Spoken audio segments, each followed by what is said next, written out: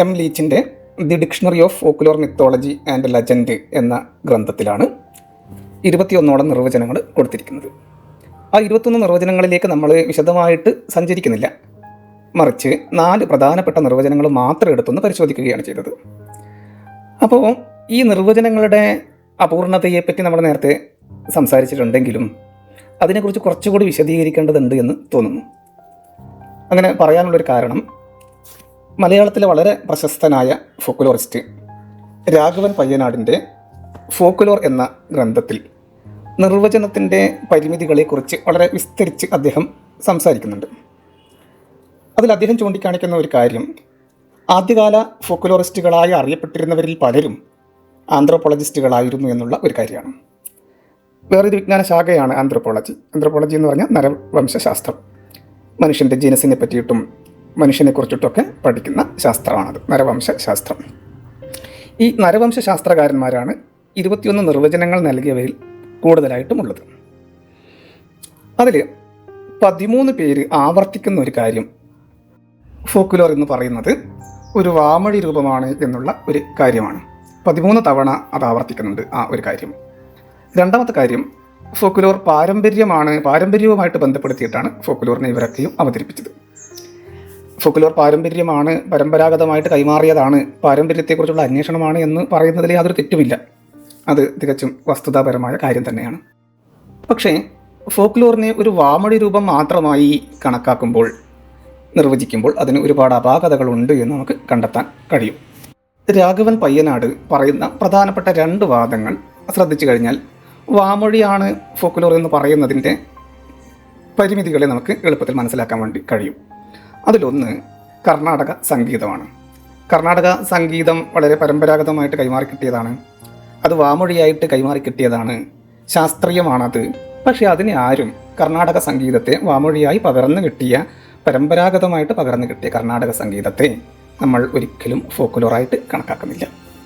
വേറൊരു കാര്യം, വളരെ പഴക്കമുള്ളതാണ് വേദ ഉച്ചാരണ മന്ത്രങ്ങളൊക്കെയും.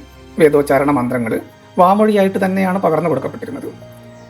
പഴയ തലമുറ പുതിയ തലമുറയ്ക്ക് വേണ്ടി ഓതിക്കൊടുക്കുന്ന വേദങ്ങൾ, ആ വേദങ്ങൾ കേട്ടിട്ടാണ് പഠിക്കുന്നത്. കേട്ട് പഠിച്ച് മനനം ചെയ്ത് അത് ഹൃദിസ്ഥമാക്കുന്നു. ഹൃദിസ്ഥമാക്കിയ മന്ത്രങ്ങളും ഒക്കെ അടുത്ത തലമുറയ്ക്ക് കൈമാറുകയും ചെയ്യുന്നു. ഇതിനെയും ആരും ഫോക്ലോറായിട്ട് കണക്കാക്കാറില്ല. അപ്പോൾ വാമൊഴിയാണ് ഫോക്ലോർ എന്ന് പറയുന്നതിൻ്റെ ഒരു പരിമിതി ഈ 2 ഉദാഹരണങ്ങൾ കൊണ്ട് തന്നെ വ്യക്തമാവുന്നതാണ്. വാമൊഴി ഫോക്ലോറിൻ്റെ അംശങ്ങൾ തന്നെയാണെങ്കിലും അതിൻ്റെ പ്രധാനപ്പെട്ട സവിശേഷതയായിട്ട് അതിനെ നമുക്ക് അംഗീകരിക്കാൻ പ്രയാസമാണ്. വാമൊഴിയിലൂടെ തലമുറകളായി കൈമാറി വരുന്നതെന്തും നമുക്ക് ഫോക്ലോറായിട്ട് കണക്കാക്കാൻ സാധ്യമല്ല. തലമുറകളായിട്ട് കൈമാറ്റം ചെയ്യപ്പെടുമ്പോൾ തന്നെ നാടൻ പാട്ടുകൾക്ക് വളരെ സ്വാഭാവികമായ പരിണാമം പല ഘട്ടങ്ങളിലും സംഭവിക്കുന്നുണ്ട്. ഇന്നലെ പാടിയ നാടൻ പാട്ടുകളല്ല ഇന്നത്തെ പാട്ടുകൾ, ഇന്ന് പാടുന്ന നാടൻ പാട്ടുകളാവില്ല നാളത്തെ നാടൻ പാട്ടുകൾ എന്ന് നമ്മൾ മനസ്സിലാക്കേണ്ടതുണ്ട്. അതേസമയം യാതൊരു തരത്തിലുള്ള പരിണാമത്തിനും വിധേയമാവാത്ത വാമൊഴി വഴക്കങ്ങളുണ്ടല്ലോ. കർണാടക സംഗീതത്തിന് യാതൊരു മാറ്റവും സംഭവിക്കുന്നില്ല. അതേ സമയത്ത് തന്നെ എഴുതി വയ്ക്കപ്പെട്ട പലതും ഫോക്ലോറായി എന്ന് നമ്മൾ കണക്കാക്കുന്നുണ്ട്.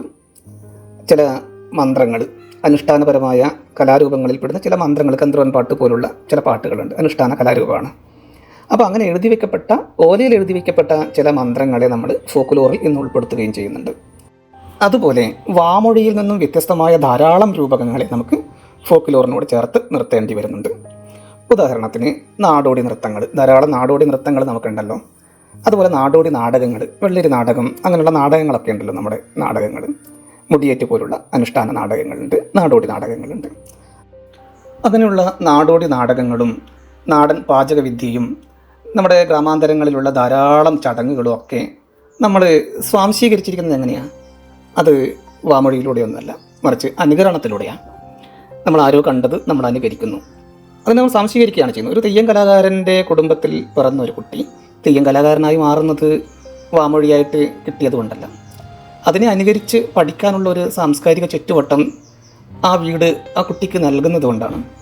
അതൊന്നും വാമൊഴിയായിട്ട് കിട്ടുന്നതല്ല, അനുകരണത്തിലൂടെ സ്വായത്തമാക്കുന്ന ധാരാളം കലാരൂപങ്ങൾ നമ്മുടെ ജീവിതത്തിൻ്റെ ഭാഗമായിട്ട് ഉണ്ട്. അപ്പോൾ നമ്മുടെ 10-25 വർഷം മുമ്പുള്ള ഫോക്ലോറിനെ കുറിച്ചുള്ള പരിമിതമായ സങ്കല്പങ്ങളിൽ നിന്ന് ഇന്ന് ഒരുപാട് മാറ്റം സംഭവിച്ചിട്ടുണ്ട്. ആ മാറ്റങ്ങളെല്ലാം ഫോക്ലോർ എന്ന വിഷയത്തെ കുറച്ചും കൂടി സമഗ്രവും വിശാലവുമാക്കാൻ സഹായിക്കുന്നുണ്ട് എന്ന് നമുക്ക് മനസ്സിലാക്കണം. അവസാനമായിട്ട് പറഞ്ഞു നിർത്തുന്നത്, ഫോക്ക്ലോർ എന്ന പദം ഇന്ന് ഫോക്ക് ലൈഫ് എന്ന പദത്തോളം വിശാലമായി കൊണ്ടിരിക്കുന്നുണ്ട്. അപ്പോൾ കണ്ടു പഠിച്ചും കേട്ടു പഠിച്ചും അനുകരണത്തിലൂടെ സ്വായത്തമാക്കിയുമാണ് ഫോക്ക്ലോർ കലാരൂപങ്ങളെല്ലാം തന്നെ മനുഷ്യർ സ്വീകരിക്കുകയും കൈമാറ്റം ചെയ്യുകയും ചെയ്തിരുന്നത്. അതുകൊണ്ട് തന്നെ അലൻ ഡെൻഡീസിനെ പോലുള്ള ഫോക്ക്ലോറിസ്റ്റുകൾ അഭിപ്രായപ്പെടുന്നത് ഫോക്ക്ലോറിനെ നിർവചിക്കുന്നതിനേക്കാളും നല്ലത് ഫോക്ക്ലോറിൽ എന്തൊക്കെ അംശങ്ങളുണ്ട് എന്ന് വിവരിക്കുന്നതാണ് നല്ലത് എന്ന് അദ്ദേഹം അഭിപ്രായപ്പെടുന്നുണ്ട്. ആ അഭിപ്രായത്തോടൊപ്പം തന്നെ എന്തൊക്കെ ഫോക്ക്ലോർ ഉൾക്കൊള്ളുന്നു എന്ന് സൂചിപ്പിക്കുന്നതിനുള്ള ഒരു പട്ടിക കൊടുക്കുകയും ചെയ്യുന്നു. നേരത്തെ ഞാൻ സൂചിപ്പിച്ചതുപോലെ ജീവിതത്തെ നമുക്ക് നിർവചിക്കാൻ കഴിയാത്തതുപോലെ തന്നെ ജീവിതത്തിൻ്റെ ഭാഗമായ ഫോക്ക്ലോറിനെയും നിർവചിക്കുക വളരെ പ്രയാസമേറിയ ഒരു കാര്യമാണ്.